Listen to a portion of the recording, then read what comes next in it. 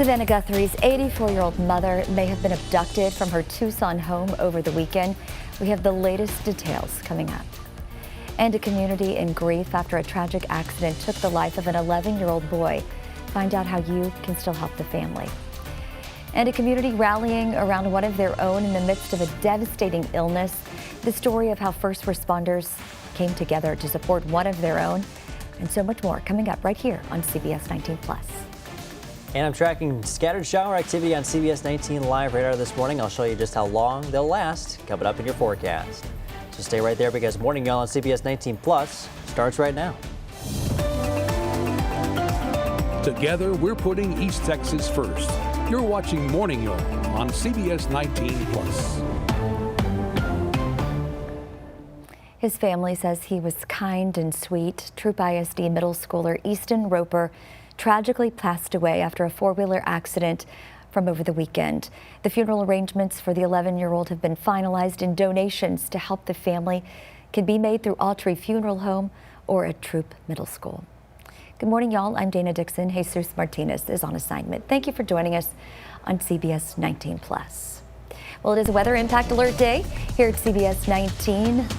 Joel's over in the Weather Center tracking some showers out there right now, which is why you got to take it slow as you head out this morning. Absolutely. Got to watch out for some of those slippery roads and reduced visibility. So those are going to be the two main impacts when it comes to these showers. Not expecting anything too terribly heavy or severe, but still enough to cause a little bit of an impact this morning. And into parts this afternoon, shower activity will start to wrap up around 3 o'clock today. That's when that weather impact alert goes until. So, of course, make sure to bring that rain gear and make sure those windshield wipers are in good working order. There are the showers right now extending from Palestine all the way into San Augustine County and even into parts of Sabine County. Everything is off to the south of I-20 at this point. We are going to be watching for increased coverage when it comes to the rain all across East Texas for the rest of this morning as a cold front continues to move closer. So that is what we're going to be keeping an eye on. There's a view of our CBS 19 studio cam. Not looking too bad. We just got some cloudy skies overhead in Tyler. The temperatures all across East Texas are very mild in the upper 50s, even hitting 60 already in Henderson. Very mild start, upper 60s to low 70s for this afternoon. Really just 60s for today, I should say. Showers in the morning, starting to decrease for the afternoon. Upper 50s for tomorrow, then low 60s return by Thursday. And that begins our next big warm-up. I'll show you what that looks like coming up in your full forecast. Thank you, Joel. An Athens ISD teacher is on administrative leave this morning after being arrested for allegedly having marijuana, pills, and a firearm on school property. Police were called to Central Athens Elementary School after school officials reported a staff member may have had marijuana on campus.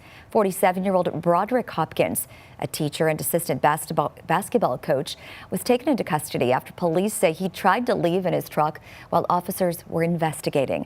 Now, according to arrest documents, police say a search of the vehicle uncovered an unlabeled pill bottle, a green leafy substance suspected to be marijuana, and a pistol in a backpack.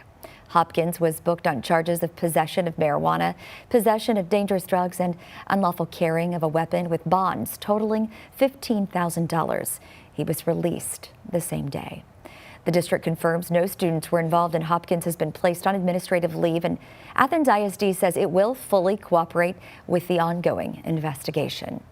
A Tatum man is facing serious charges in connection with a December deadly drunk driving crash in Kilgore. 43-year-old Chad Adamson turned himself in over the weekend and is charged with intoxication manslaughter for a crash that killed Christine Donnelly. Investigators say Adamson crossed the median on US 259, drove the wrong way, and crashed head-on into Donnelly's vehicle. Inside the car, officers report finding an empty jar of moonshine, and a blood test later showed that his alcohol level was nearly twice the legal limit. Police say Adamson told officers he didn't remember what happened. Adamson's bond was set at $25,000, and jail records show he has since been released. Bill and Hillary Clinton have agreed to testify before a House committee examining the case of convicted sex offender Jeffrey Epstein. The former president and former Secretary of State had initially fought appearing before the House panel. Committee Chair Republican James Comer of Kentucky then issued subpoenas to the Clintons and threatened to hold them in contempt of Congress. But the Clintons say they have agreed to Comer's terms and will testify. Bill Clinton admits that he was friends with Epstein over the years, but denies he was ever engaged in sexual misconduct through Epstein. Meanwhile, survivors like Danny Bensky are blasting the Justice Department for withholding potentially millions of other pages while also mistakenly releasing images and identities of survivors. What did you make of what you saw released so far? I mean, it's so egregious. The redactions are, I am speechless at how terrible the redactions actually are.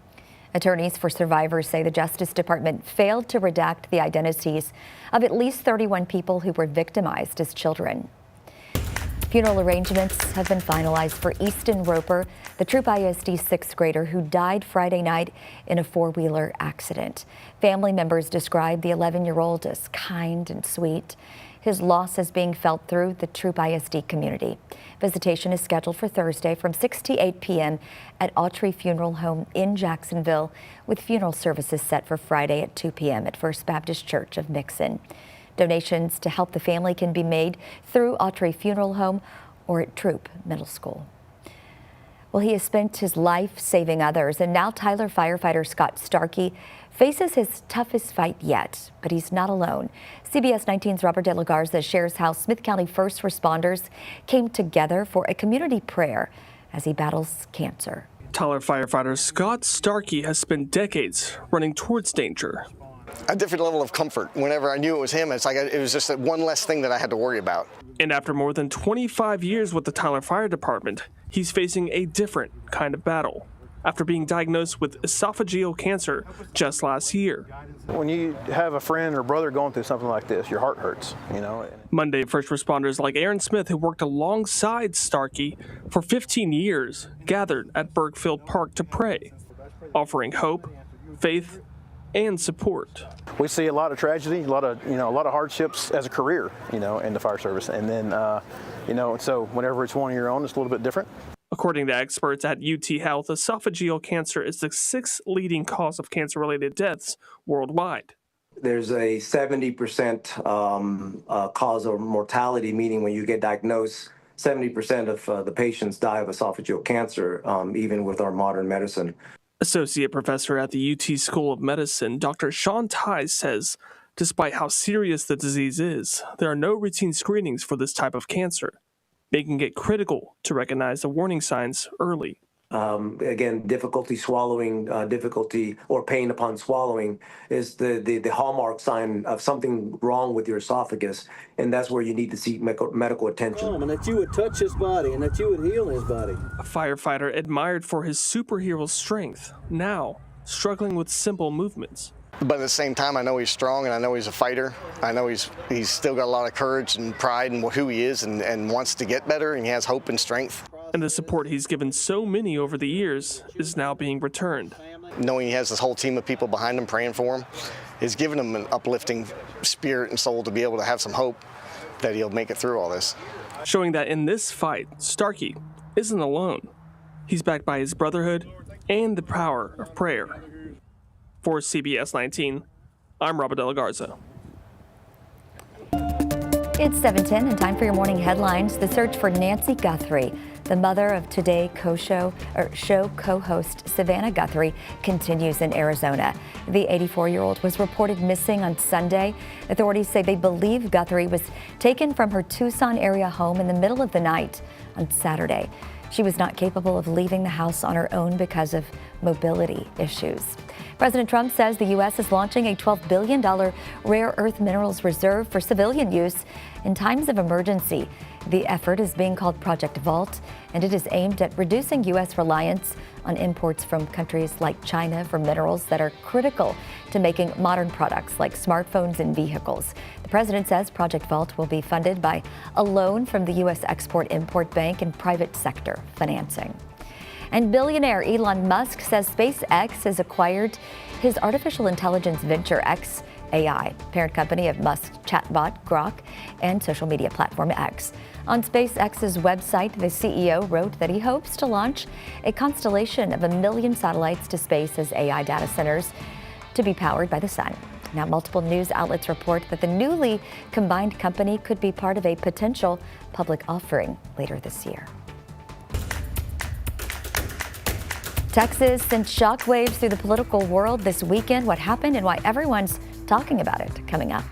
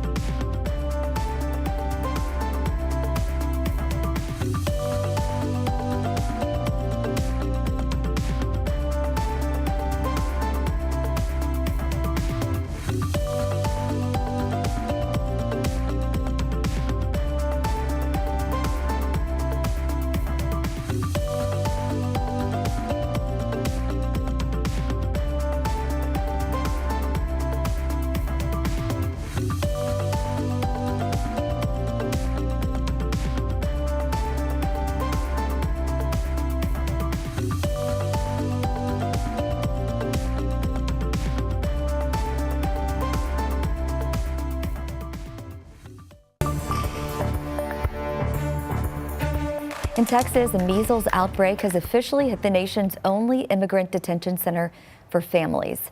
DHS confirmed that 2 detainees at the South Texas Family Residential Center in Dilley tested positive and were immediately quarantined. The news comes just days after a case in Arizona. The facility is already facing scrutiny after 5-year-old Liam Ramos and his father were held there following an incident in Minnesota that added to the growing tensions over ICE operations. New information has now emerged in the civil lawsuit against suspended Fort Hood gynecologist Major Blaine McGraw. For the first time, McGraw is responding to the allegations as attorneys for more than 80 alleged victims push for a default judgment. A Bell County judge has now denied that request after McGraw filed handwritten motions from jail. Juliana Jackson from our sister station in Central Texas has more. For months, 6 News has covered the allegations against suspended Fort Hood OBGYN Major Blaine McGraw. He's finally responding, but not the way you'd think. On January 12th, plaintiffs' attorneys filed for default judgment, claiming McGraw never responded to their November lawsuit. But from the Bell County Jail, McGraw filed 2 handwritten motions fighting back. In his 13-page motion to dismiss, McGraw doesn't deny the allegations. Instead, he argues the case belongs in federal court, not the Bell County courts. He writes the alleged actions happened at a military facility by a federal employee. He writes, quote, claims within this content are strictly governed by the Federal Tort Claims Act. McGraw also claims attorney Andrew Kobos' press conference and media appearances have contaminated the jury pool. He writes, quote, it would be impossible for a jury of citizens of Bell County to remain unbiased while he's been under military gag orders. He adds, quote, even if jurors somehow managed to avoid the direct messaging,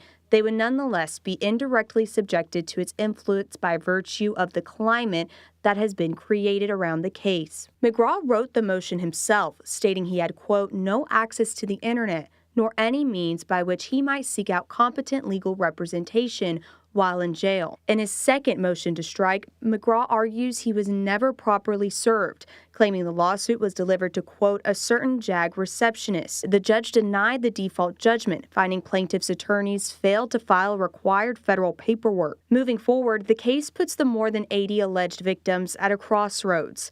If the case stays in Bell County, they face McGraw before a jury. But if it moves to federal court, they face the United States government before a judge with no jury at all.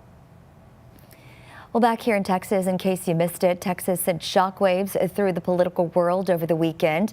In Tarrant County, a solidly red district flipped blue for the first time in its history. Democrat Taylor Ramette defeated the Republican candidate in the District 9 runoff race. This isn't red versus blue. This is right versus wrong. This is about public school funding. This is about helping working folks. This is about lowering costs. This is about everyday working folks.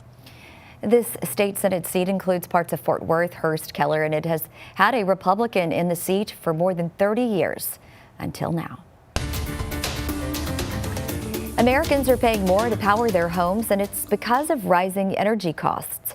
Jen Sullivan looks at why you may be seeing higher bills and what you can do to help cut those costs. Much of the country is dealing with bitterly cold weather, and cranking up the heat in your home to stay warm means higher energy bills. When it's extremely cold out, you're going to have to run your furnace or your gas fireplace. According to recent data, Americans paid about 7% more for electricity this past November than last November. Slocum says one reason energy costs are up is higher delivery costs. Let's look at this Con Edison bill for a home in the New York area. The total bill is just under $500. The delivery fee is more than half the total. So what is a delivery fee? According to Con Ed, those fees help cover the cost to build, maintain, and operate infrastructure. You've got to be able to deliver that electricity from the power plant across transmission lines, the distribution lines on your street. All of that costs money to maintain. And across the country, artificial intelligence data centers are also fueling rising costs. The problem is all of the computers that run these chips and this AI are incredibly electricity hungry. Patrick DeHaan with Gas Buddy says many AI data centers use natural gas generated electricity because it's cheap. And that is hitting all of us because of the huge demand now for natural gas. DeHaan says lowering your thermostat by even a few degrees can make a big difference on your bill. Slocum suggests upgrading your windows and doors to keep cold air out. He also says if you're concerned about rising costs, you can contact your local leaders. He says distribution fees are approved by state regulators. For Consumer Watch, I'm Jen Sullivan. It's National Cruise Day, and we might be dreaming about getting far away after all the cold weather that we've had. Imagine the sun on your face, the waves beneath your feet, and the freedom to explore new places without a care in the world. So we wanted to hear from you. Where would you go on a cruise if you could? You said for you it would be Hawaii. We talked about it earlier in our Morning Y'all segment around, what, 6:30-ish, 6:45? Yeah. For me, it's Mediterranean. I want to go see Italy, Spain, all the places, all the history, the culture. Let's see what the people are talking about. Yes. Tracy says she would like to go to Scotland and Ireland. Ooh. Christy says the Caribbean. And then one of our commenters just got off a Caribbean cruise. Travis did. I'm guessing it was fabulous, as I would imagine. Oh, yeah. I Absolutely. love the idea of going to a warm place, though, when it's like really frigid back home. Yeah. It's in this time of year, it's like perfect. It's like, that is so appealing right now. People are like, where'd you get that glow? And you're like, well, I went on a vacation during the winter months, which is nice. It's perfect time, right? Oh.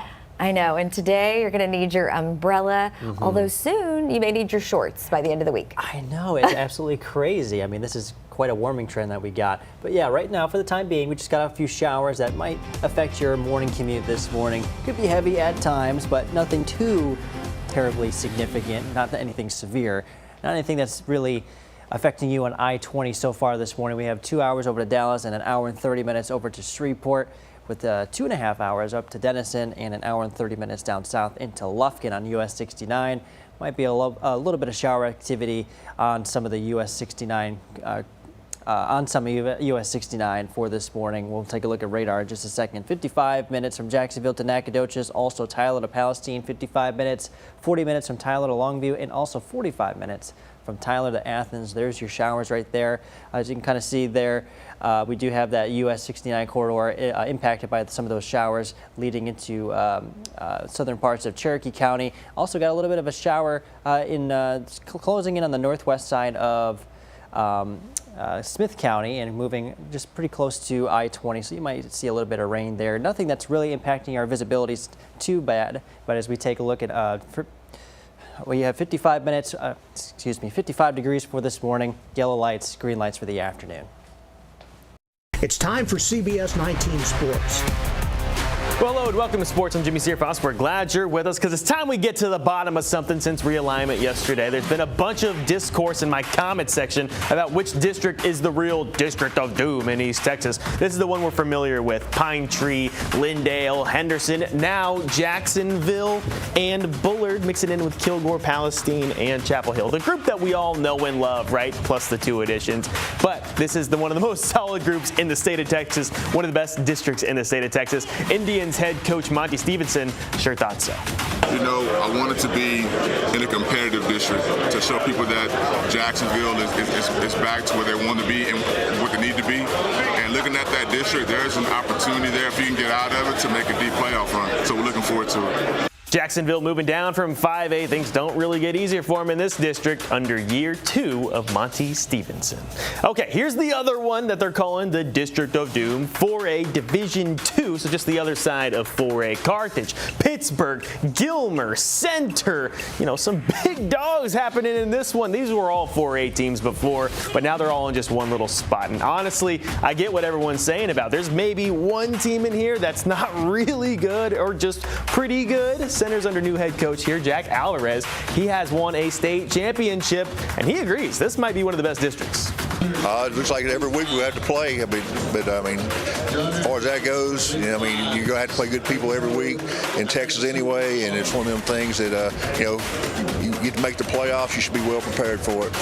As for my side, all I'm saying is one of them has the state champion in it, and the other one doesn't. Hey, don't sleep on the district Jefferson is moving down into. They'll be facing off with some big-time hitters. Troop, Arp, West Rusk. None of those are pushovers. Don't forget, though, Jefferson played that big dog role while at 3A D1. They should be locked in as a program that could make some serious noise at that level. Hey, Big Sandy, the last East Texas team to move. They didn't win a single game in 2025. A move down could help change that. They'll join a district with teams like Linden Kildare, Maud, Clarksville, Detroit, and Sims Bowie.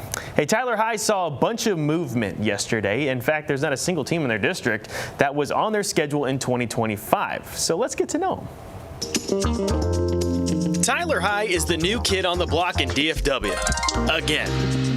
And come on, it'd be rude to enter someone's home and know nothing about them, so let's get to knowing Tyler High's newest opponents. Starting off with Crandall, the Pirates are more used to playing East Texas teams like Hallsville and Mount Pleasant over the last few seasons and winning.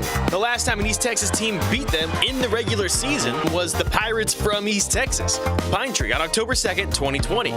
Crandall's coming off of a winning 7-4 season. Then it's a long list of Dallas schools. There's Adams, Sunset, and White. None of them had very good seasons in 2025, but they do win the logo battle. Tyler covers half of the compass in Mesquite. If Dallas teams won the logo battle, the Mesquite Skeeters take it for mascots and not much else. North Mesquite was south of the win column last season. It's West Mesquite that you got to look out for. And he pulled it in for the touchdown. They went 3 rounds deep and stacked up 11 wins last year. But if you leave them out and add up the record of the entire rest of the district in 2025, it comes out to just 24-38. On paper, the path to the playoffs is looking a lot lighter than it has been over the last few years. And if you mix in the Lions' top talent coming back for a senior year, the return of Cujo's dominance could be just a few months away. Hey, check this out. The other Jacksonville football team made some waves last night when Lauren Wade scored her 150th goal in the Indians' 5-1 win over Texas High. That's a new school record. Wade is a Texas Women's University commit and is a huge part of the 9-1 start in the first 10 games of her senior season. That's all I got for you. Morning, y'all. Thank you, Jimmy. We're about to step away for a moment while we break into our over-the-air broadcast. For news update, stay with us. We'll be right back.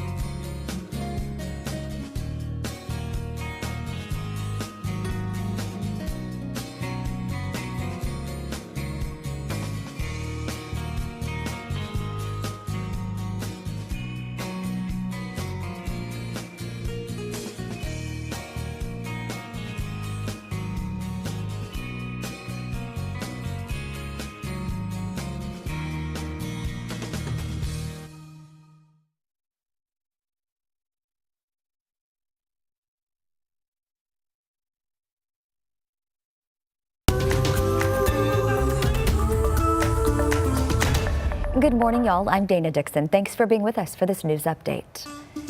An Athens ISD teacher is on administrative leave and facing a number of charges after being arrested for allegedly having marijuana, pills, and a firearm on school property.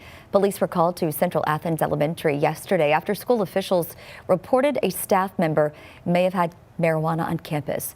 47-year-old Broderick Hopkins, a teacher and assistant basketball coach, was taken into custody after police say he tried to leave while officers were investigating.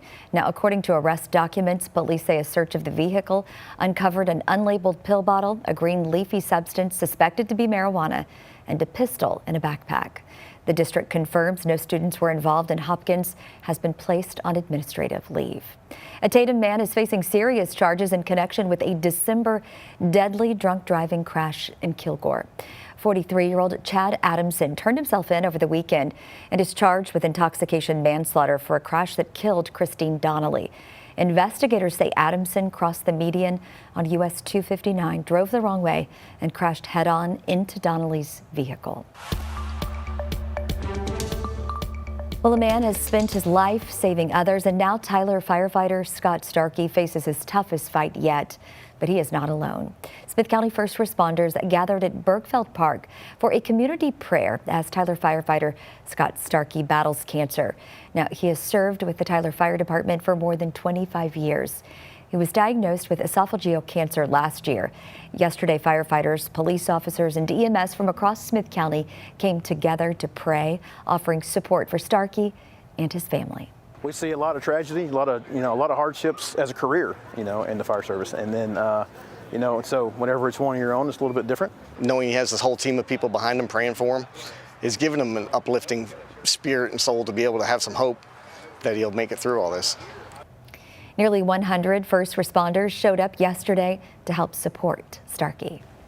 It's a weather impact alert day here at CBS 19 because rain's in the forecast. Joel? Rain is in the forecast and will last at least until 3 o'clock this afternoon. That is when we have that weather impact alert until. Watch out for some slippery roads and some reduced visibilities at times. Definitely want to bring the rain gear on your way out this morning. Future Skycast modeling up those showers for the rest of this morning and parts of the afternoon, becoming a little bit more widespread. This is going to be all ahead of a cold front, and as it continues to move closer, we'll see a little bit more shower activity through the rest of the morning and again into the early parts of the afternoon.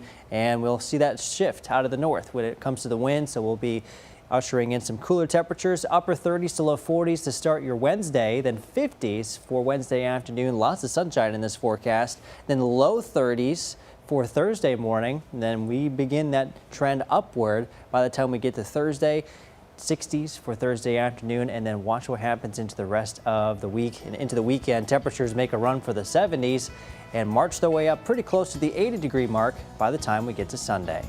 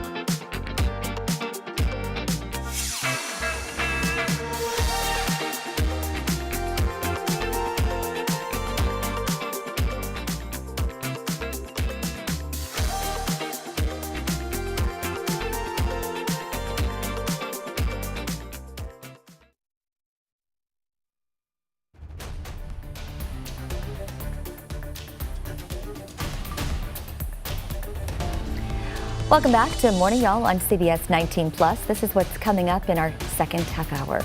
A family is grieving after a deadly house fire, and their community is stepping in to help. Find out how neighbors are helping them heal from this tragedy. And the House has taken a key step to end the partial government shutdown. But what's next for funding and for federal reforms? We have the latest details coming up. And we're watching CBS 19 live radar really closely as we have some showers moving through the area ahead of a cold front. I'll show you just how long they'll last coming up in your forecast later this half hour. Together, we're putting East Texas first. You're watching Morning Yard on CBS 19 Plus. Just after 7:30, good morning, y'all. I'm Dana Dixon. Jesus Martinez is on assignment. Thanks so much for staying with us on CBS 19 Plus. We are learning more about a tragic crash in Tyler over the weekend. Tyler police tell us a 15-year-old was killed while crossing the loop on foot when he was struck by a car. This happened Saturday night at the intersection of Van Highway and Loop 323. Tyler ISD confirmed the teen, Derek Holt, went to Tyler High. According to police, he was not at a crosswalk or intersection. We're told the driver stayed on scene and is cooperating with officers. The teen died at the hospital from his injuries. After a devastating house fire in Upshur County on Saturday morning, a family is left without a home and mourning the loss of a loved one. Upshur County Precinct 3 Justice of the Peace Rhonda Welch says the fire happened at a home on Hawthorne Drive. She says a man later identified as Paul Wooten was unable to escape the fire and sadly passed away. 2 other people were injured after jumping out from windows. They were taken to the hospital with minor injuries. The home is a total loss, leaving the family with nothing. And now the community is stepping up to help the family. Wild West Salon in Gladewater is collecting food, clothing, and essential items for the family. Owner Cindy Walls says the tragedy hits close to home for her. When you go through a fire, you lose everything you own, everything material, things. Till this day I go back and I look for and I realize they were in the house fire. Clothes, warmth in this time of need, keeping them warm, coats, shoes, food, just the essentials, a toothbrush. Those are essential things that you need when you suffer losing everything you own in a house fire. The American Red Cross is also helping along with Upshur County emergency response teams and the Agape House in Big Sandy. If you would like to donate, the info will be on our website, cbs19.tv. Smith County ESD2 worked not 1, but 2 car versus home calls yesterday morning. The crash happened early Monday in Gladewater on County Road 3131. Emergency crews tell us the homeowner was not injured, but the driver was taken to the hospital. We don't know the extent of their injuries. Firefighters were also able to help stabilize that home. And in Flint, a car crashed into a carport early yesterday. It happened on Lakeside Drive around 4 a.m. We're still working to get more information on this, but you can see from the video the carport and the car inside were damaged in the crash. No injuries were reported. And new this morning, Titus Regional Medical Center, the last independent hospital in Northeast Texas, will soon partner with Christus Health. After years of struggling financially, Titus Regional Medical Center leaders have been looking to sell or enter into a partnership. In a statement shared to Facebook, they say that Christus Health shared a commitment to working together to bring more clinical resources, support services, and expertise to the community. TRMC's operations will be uninterrupted, and more information about the implementation and future planning will be shared soon. Rusk County commissioners are set to hold a public workshop today related to stray dogs in the community. This comes after the city of Overton sent out an urgent warning to people to report any sightings of stray dogs after a woman was attacked this past weekend. According to the city, the woman was attacked by a pack of dogs near Dairy Queen. City officials are now asking residents to report any sightings to the Overton Police Department, and anyone who encounters them should keep their distance. The city also warned in a Facebook post that no one should feed stray animals.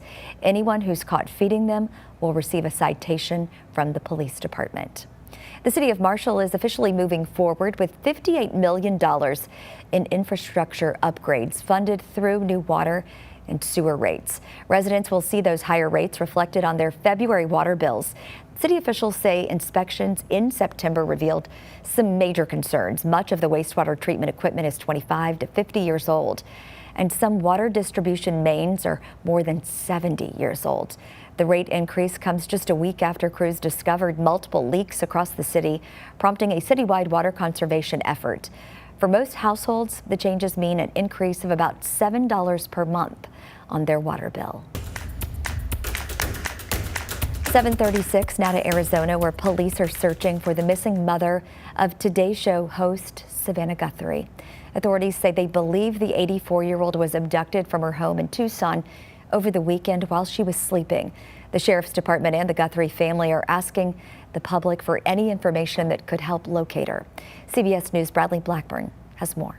Look, we just want to find her. The search is intensifying for Nancy Guthrie, the 84-year-old mother of Today Show host Savannah Guthrie. Pima County Sheriff Chris Nanos tells CBS News he suspects foul play. I believe she was abducted, yes. Guthrie was last seen around 9:45 Saturday night when family dropped her off at her Tucson home. On Sunday morning, a friend called Guthrie's children telling them she had not shown up for church. They then notified the Sheriff's Department around noon that day after not being able to find their mother. She needs her daily medication. Neighbors say they're shocked by Guthrie's disappearance. It's a very safe neighborhood. This is highly unusual. The family is asking people who live nearby to go through their own security camera footage from the weekend, especially from the early hours of Sunday morning. Keep looking. You never know what you see. Maybe it's just a pair of headlights. The Pima County Sheriff's Department has set up a tip line, and it's asking the public to use this QR code to send in videos or pictures that may be helpful in the investigation. Bradley Blackburn, CBS News, New York. The Pima County Sheriff says tips have been pouring in from around the country, but they have no motive at this time. Overnight, Savannah Guthrie posted a message on social media urging her followers to please pray. She is in Arizona with her security team, working closely with police to try to find her mother. Well, the House has taken a key step toward ending the partial government shutdown, approving a procedural vote late last night that clears the way for a final vote on a funding bill. If the House passes that bill today and the president signs it, the shutdown that began over the weekend would officially end. The Senate's version of the bill separates out the Department of Homeland Security and provides just 2 weeks of funding. This will give lawmakers time to negotiate reforms to immigration and customs enforcement, a conversation that intensified by recent fatal shootings involving federal agents in Minneapolis. And Kristi Noem took to X yesterday to announce that body cameras will be required for every officer in the field in Minneapolis, and added that it will be eventually expanded nationwide. President Trump reacted from the Oval Office, saying they generally tend to be good for law enforcement because people can't lie about what's happening. Meanwhile, Senate Democrats are fighting for that DHS reform amid the looming partial government shutdown. Well, NASA is pushing back its launch schedule for its Artemis II mission. It now says March is the earliest it could take place rather than this Sunday. NASA says issues during a critical test Tuesday are prompting the delay. Artemis II seeks to send astronauts beyond the far side of the moon, and that would be the farthest humans have traveled from Earth. So I guess we gotta wait till March, possibly. Can't wait. We shall see. Well, we only have to wait like another month or so for this. Get ready. Coca-Cola's got a new flavor out. It's called Cherry Float. The new soft drink, which also comes in a zero sugar variety, adds a twist on the traditional cherry Coke flavor with a hint of smooth, creamy vanilla. The company is also bringing back an old favorite, Diet Cherry Coke. All three will be available at retailers nationwide this month. Ooh, sounds good. It does sound really good. I'd try it for sure. I love vanilla Coke and I love cherry Coke, so you're merging the two together. I think it's like a win-win. Exactly. I think it's really good. I honestly haven't had too many like flavored Cokes. I'm usually just drinking Coke. The regular one? Yeah, but you know, this sounds pretty good to me. It does. I tried the one that they had over the holidays. It was a creamy or vanilla flavor, and it was really good. Sweet. It was so sweet, actually. Well, a pair of World War II veterans have reconnected decades after serving together in the Pacific Theater. Willard Smith and Robert Miller recently met at a healthcare facility where they discovered they have a lot in common, from their military service to careers as teachers. Now they're both in their hundreds, and both veterans say sitting side by side brings back a lot of good memories and proves that some friendships truly last a lifetime. That's so cool. Connecting after all those years. I know. I would love to like do that with like maybe some of my friends like in high school. Just see them, you know, older and like what they've been through. I know, time and space, you know, kind of. We all go in different directions after high school, same with kind of college, so that would be cool. But I'm sure that's a great friendship to have as you get older there. Oh, it's so cool. Well, A young calf is safely back with its herd after a dramatic rescue in Tennessee. Take a look at this. The animal fell 30 feet into a river during the recent winter storms and was stranded for days. Poor baby. Wow. With help from friends, a local boat company there, and the University of Tennessee, cattle farmer Tommy Simpson and the team braved cold waters to bring that calf back to land. The young calf is now with its mother, healthy, hungry, and following the herd. Oh, I Don't love go it. against the grain. No, do not. Because you may end up in a river.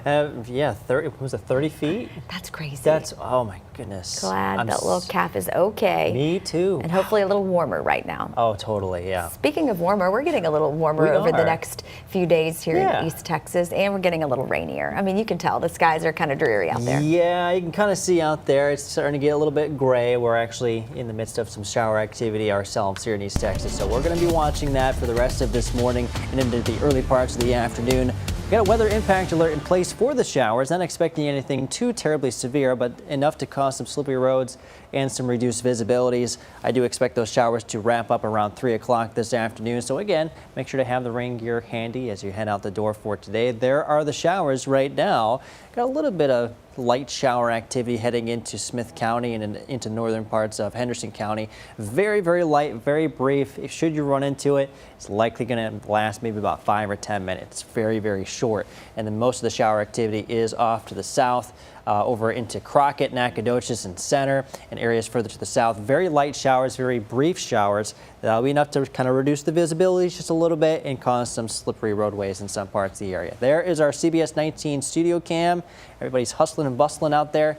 Not looking too bad. Everything's pretty dry in Tyler so far. Cloudy skies overhead. Temperatures, though, check this out. In the upper 50s, in low 60s. What a way to start. Very, very warm temperatures to start our Tuesday. We'll be on our way up into the middle to upper 60s for the afternoon. Showers continuing to stick around until the early afternoon. Then by this evening, should not be a problem any longer. 66 for the high today, 58 for the high on Wednesday. Then back to the 60s we go for Thursday, and we'll get warmer from there. We'll take a look at that 7-day forecast coming up later.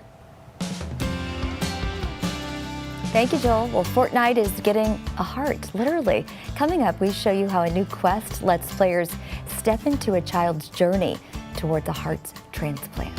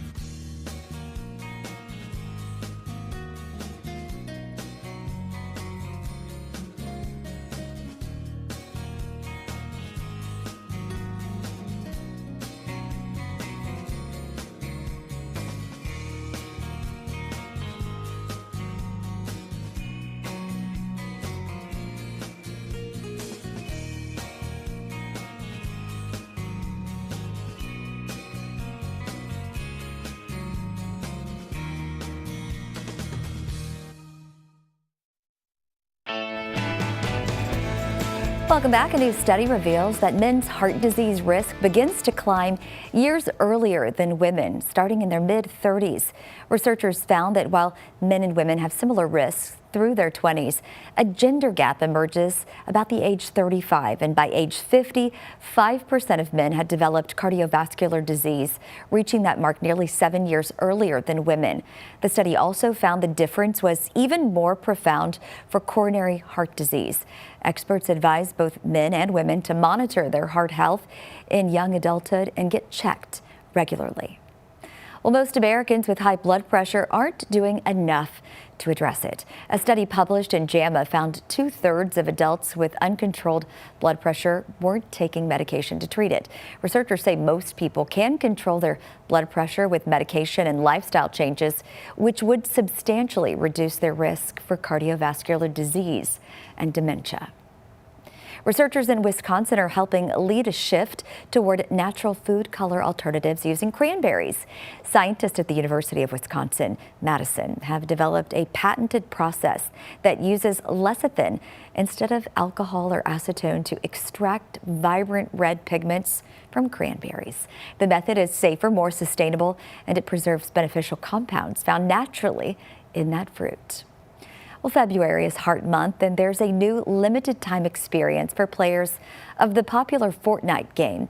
An Atlanta-based company came up with the offering to help players understand what children waiting for a heart transplant go through. Caitlin Ross shows us. So the game actually has two different layers to it. Video game designer Brian Grayson says this is gaming for good, helping players feel empathy and understand what some kids face in real life. Alice's journey is very similar to that, where she's not sure what to expect. This is a little scary. There are people supporting her. Inside Fortnite's super pet world, players are introduced to Alice, a child waiting for a heart transplant. For the first time, the game includes a side quest built around that journey. What is this journey like for real patients who are going through it? So we spent time to read real patient stories. Developers designed the quest so players help build a mechanical heart, modeled after real devices used to support children while they wait for transplant. The goal is simple: help players experience what it feels like to walk alongside someone going through it. What makes gaming different from every other form of media is you are the protagonist. You know, you're not just passively seeing content, you are leaning in, you're making choices. Ghost Gaming CEO Todd Harris says those choices matter. He calls this a compassion quest. To be able to be empathetic and understand that this journey is a long one. And getting the heart is just the first part of the journey. For Enduring Hearts, the nonprofit behind the partnership, Linda Lee Smith says the hope is that kids facing transplants see themselves reflected in the story and feel supported. Hey, you have that moment where you're like, am I going to be able to be an adventurer anymore? And then you have that realization of course you can still pursue your dreams. Of course you can be an adventurer. And this is now available globally and will stay live through February in honor of Heart Month. We're getting back to our question of the day because it is National Cruise Day. I know I've been dreaming of a vacation after all that winter weather. Maybe that sounds nice. This is the year of the cruise. I don't know. We did ask you if you could go on a cruise anywhere, where would you go? I've been looking through the comments. A lot of people are saying the Caribbean. That's where they'd like to head. But there's some do that too. Other people that have different places. Yeah. Hank says Guam, Palau, Yap, Saipan, back to Guam. Okay, that sounds great to me. Wow, very, very specific. Scotland and Ireland were some of them, then Alaska, and then I asked people over on my page as well. Charles says Alaska in the summer, Tahiti in the winter. I was going to say Alaska probably in the summertime for me. Right, absolutely. And then James also wants to go on an Alaskan cruise. Y'all, that's the one place I don't want to go. Yeah, at least I don't know why. I'm scared of being cold. Yeah, I mean, I guess, you know, just depending on the time of year. Like maybe not now. Like now is, woo. Definitely cold up there. Tahiti is more calling my name. Sounds good. Me Absolutely. Well, yeah, go over to Facebook and tell us what you want to do, where you'd like to go on a cruise. Cruise might be a great place to be today because we're getting some weather here in East Texas. It's not ideal, but I guess we maybe need it. Yeah, we definitely need the rain. We've had a kind of a lack of rain recently, but the good thing is that this is just good old-fashioned rain. It's not ice. kind. We like the good old-fashioned kind, right? Absolutely. So that's what we have for today. It's still prompting a weather impact alert because we do have a little bit of impacts associated with the rain. We're including lower visibilities as an impact, and of course the slippery roads as well. So that is the main focus for today. And then we have a brief cool down into tomorrow. All of this rain activity is going to be ahead of a cold front. And once that swings through, we'll be briefly cooling down into tomorrow. And then before we know it, we'll be warming up for the later parts of this week. I do expect those showers to wrap up around 3 o'clock. Again, we're watching for slippery roads, reduced visibilities. Certainly don't forget the rain gear on your way out this morning and into the parts of the afternoon. There are the showers so far on CBS 19 Live Radar. A lot of it is over Deep East Texas at this point, ranging from Palestine through Nacogdoches, Center, into San Augustine. These are brief showers. Should you encounter any of these showers, it's only going to maybe last around 5 to 10 minutes or so. These are really tiny cells here, not looking too terrible, but still enough to cause a little bit of visibility drop and some slippery roads in some parts of the area. There's a little brief, tiny little shower just west of Tyler and in northeast Henderson County. Not looking too much of a too much of a big deal so far, but as that cold front continues to move closer, we'll see it become a little bit more widespread, maybe a little bit heavier in some locations, especially over Deep East Texas, south of I-20. We're in the 60s for today, and then we drop into the upper 30s for tonight as the winds shift out of the north. And then by the time we get to the afternoon, 50s for Wednesday afternoon, low 30s return for Thursday morning. Hello, 65 to 67 for your afternoon highs on Thursday. We're going to be on our way up, potentially up into the upper 70s by the time we get to this weekend. Not looking at too much in the way of rainfall. I think the most we could see is over Deep East Texas with 1/4 inch. There is your 7-day forecast. We're going to be on the warming trend into the 70s, near 80 by the time we get to Sunday. Thank you so much, Joel. Well, we are about to step away for a moment while we break into our over-the-air broadcast with a news update for you. Stay with us right here on CBS 19 Plus.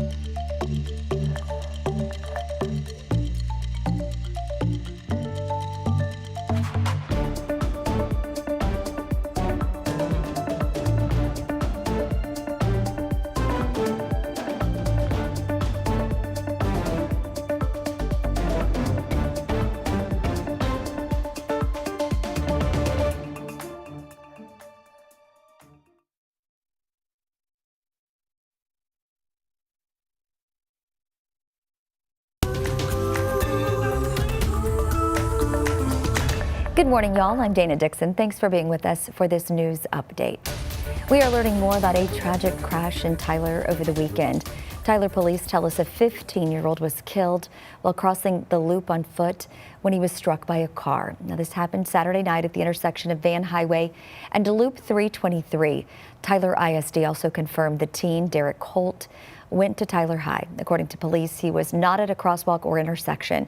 We're told the driver stayed on the scene and is cooperating with officers. The teen died at the hospital from his injuries. After a devastating house fire in Upshur County Saturday morning, a family is left without a home and mourning the loss of a loved one. Upshur County Precinct 3 Justice of the Peace Rhonda Welch says the fire happened at a home on Hawthorne Drive. She says a man, later identified as Paul Wooten, was unable to escape the fire and sadly passed away. 2 other people were injured after jumping out from windows. And now the community is stepping up to help this family. Wild West Salon in Gladewater is collecting food, clothing, and essential items for the family. Owner Cindy Walls says the tragedy hits close to home.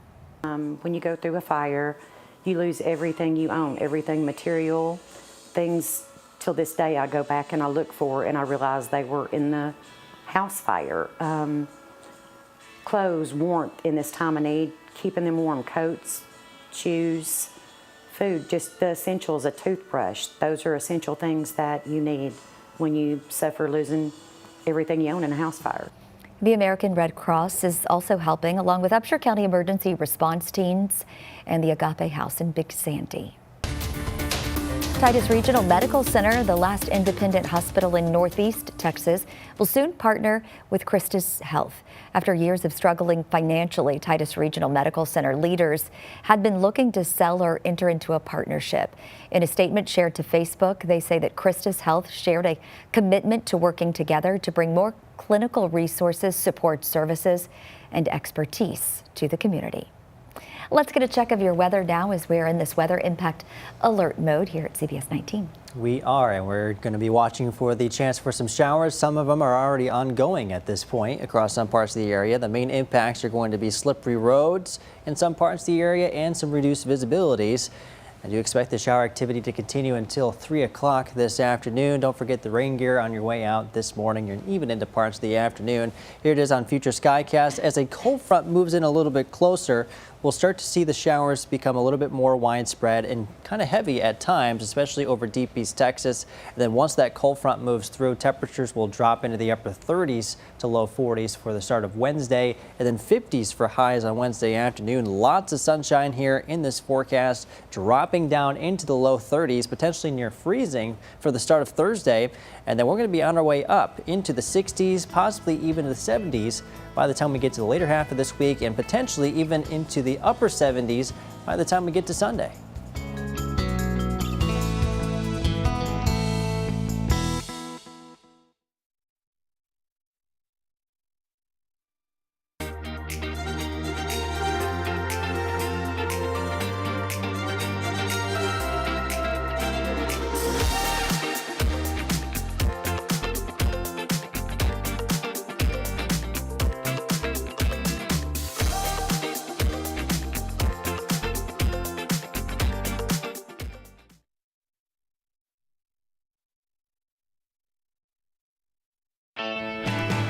News before we go this morning. An Athens teacher and assistant basketball coach was arrested after allegedly being found on campus with an unlabeled pill bottle, marijuana, and a pistol. 47-year-old Broderick Hopkins has been placed on administrative leave, and Athens ISD says it will fully cooperate with the ongoing investigation. The district confirms no students were involved. Funeral arrangements have been finalized for the 11-year-old boy from Troop ISD. Visitation will be on Thursday from 6 to 8 p.m. at Autry Funeral Home in Jacksonville. And the funeral service will be on Friday at 2 p.m. at First Baptist Church of Mixon. Donations can be made through Autry Funeral Home or at Troop Middle School. A fire in Upshur County left a family without a home and the loss of one of their family members.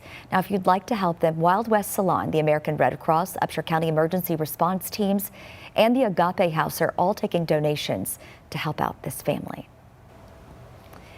As you get ready to head out, we want to get one more look at our forecast. Hey there, Joel. Hey there. Yeah, we got 66 for the high today. Again, we're watching for some showers to be moving through for the rest of this morning, and until 3 o'clock when things will start to wrap up, that's when we can kind of continue to see some of those wet roadways and some reduced visibilities. Otherwise, again, very warm in the upper 60s, middle to upper 50s by the time we get to Wednesday. All of this shower activity is ahead of a cold front, so we'll be cooling briefly into the upper 50s for Wednesday, but before we know it, temperatures will be on the increase from there. 60s by Thursday and then 70s by Friday, potentially going into the upper 70s by the time we get to Saturday and especially into Sunday. What a mild forecast, Dana. I kind of like it. Me too. All right, this family of football fans may be in a house divided this Super Bowl Sunday. Yeah, Gerber Rodriguez became a Seahawks fan long before he became a dad. But for his son, Sam, New England loyalty comes first. The duo may not see eye to eye on who will win and have the final say here, but in the end, nothing beats family. Sam says it's just something fun that brings them closer together. So no matter who brings home that trophy, these two will come out on top, although I assume there probably will be some trash talking involved at the end of things. 100%. They'll hug it out and say, I'm the winner. Absolutely. Yeah, no, I've seen it before, even with like between college teams. Like if one person goes to one college and then the other goes to the rival, it's on. But it gets a little heated, but then you come back and everything's love, right? Yeah. Good game, everybody. Our shared love of football. Yes, that is one thing in common. Well, thanks so much for continuing your day with us here on Morning Y'all on CBS 19 Plus. Don't forget to catch us for the noon show coming up on CBS 19, as well as right here. And we've got the latest news, weather throughout the day right here on CBS 19 Plus. We hope you have a good morning, and we'll see you tomorrow, dark and early.